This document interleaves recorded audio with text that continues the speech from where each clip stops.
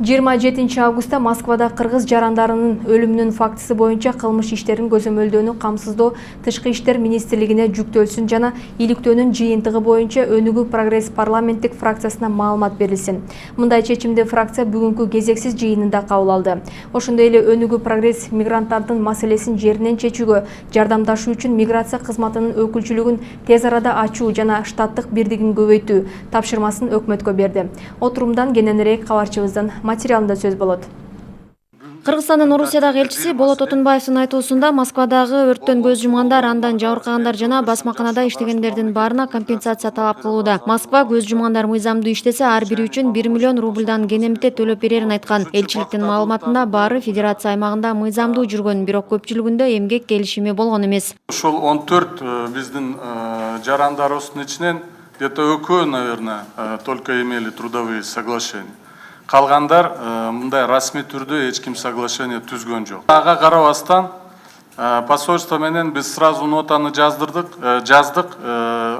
расмий түрдө сүйлөдүк, айттык, что бу жерде бир компенсациядан бербесеңер болбойт деп, 1 миллион рубльдан. Даже при отсутствии трудовых соглашений эмгек келишими бар беле жок беле айырмасы жок. Алар Орусия аймагында иштеп жатышкан. Кырсык болду, көз жумушту. Алардын жакындары жөлөк пул алышы керек. Печатный экспресс басмаканасы мыйзамдуу жана кирешелүү иштеген. Анда 70 кыргызстандык эмгектенген. Анын 14-ү кырсык болгондо көз жумуп, 3-өө оор абалда ооруканага жаткан. Дагы 20-сы ар кандай деңгээлде жаракат алышкан. Өрт болгондон кийин ишкана ээси качып кеткен. 6-сентябрда гана аны укук коргоо кызматкерлери кармап 2 айга камакка алды. Кыргызстандыктар өрт кырсыгына кабылган бул алгачкы окуя эмес. Жыл башында өрттөн 8 кыргызстандык көз жумган. Өрттүн айланасындагы абалды уккан соң фракция миграциялык абалды талкуулады. Миграция кызматынын маалыматында бүгүнкү күндө Орусия Федерациясында 600 миңге жакын кыргызстандык жашап иштейт. Өлкө ЕАЭСке кошулгандан кийин алардын маселелери толук чечилип кеткен жок. Азыр мигранттарды көйгөйгө салган маселе каттоого туруу болууда. Кыргызстандыктар Орусияда көп жүргөнү менен алардын көп маселелерин чечүүгө жардам берүүчү мекеменин колу узун эмес. Быйыл 9 өкүлчүлүк ачылды, 9 адам. Албетте, Москва шаарынын өзүндө. Бул өкүлчүлүктө Москванын өзүндө 9 адам. Бирок бүгүнкү күндө дайындала элек. Бир гана жетекчиси дайындалды жакында. Бизде мыйзамда мамлекеттик кызматкерлердин атайын реестрі бар, каттамы бар. Мына ошол жерге кирген эмес, азыр ошол президенттин указын күтүп турабыз. Акыркы биздин кабарлашуу боюнча 10-15 күндө буюрса бүтүп калат деп айткан. Чыкса анда дароо ошо дайындоо иштери жүргүзүлөт жана жөнөтүлөт. Российский Федерацияга негизинен биздин миграцияны, посольствонун штаттарын көбөйтүп күчөтсөк, бир жакшыраак болмок да. Биздин элдерибизге ошентип 3 айлап, 4 айлап жатпайт эле. Канча деген кырсык болуп атат, груз 200 дегендер болуп атат. Миграция маселеси мамлекеттик деңгээлде каралышы керектигин лидер Бакыт Төрөбаев белгиледи. Ал айткандай, Темир Сариев өкмөттү башкаруусу маалында министрлер кабинетинин түзүмүндө өзгөрүүлөр болуп, министрлик жоюлуп калган.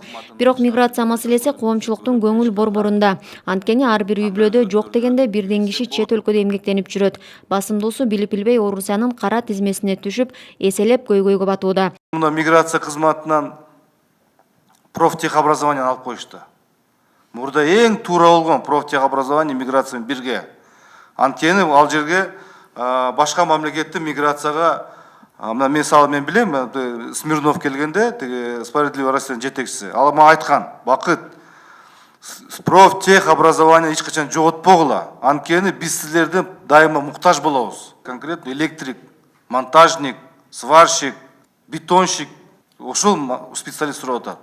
Ошондон бул жерден кайра миграция кызматты биз министерство ачыш кереги жок. Бирок кызматын кайра жандандырыш керек. Ошондуктан мигранттарды чет өлкөгө даярдап жиберип, алар басымдуулук кылган мамлекеттерде миграция кызматынын өкүлчүлүктөрүн ачууну, алар мекендештерге жеринен убагында тез жардам бере тургандай шарт түзүү керектигин Төрөбаев айтты. Фракция отурумунун жыйынтыгында мигранттардын көйгөйлөрүн алдын алуу жана маселелерин чечүү боюнча өкмөткө тез арада аткарылчу тапшырмаларды берди. Бурулай Сурманкулова, Руслан Сабатаров, Сентябрь.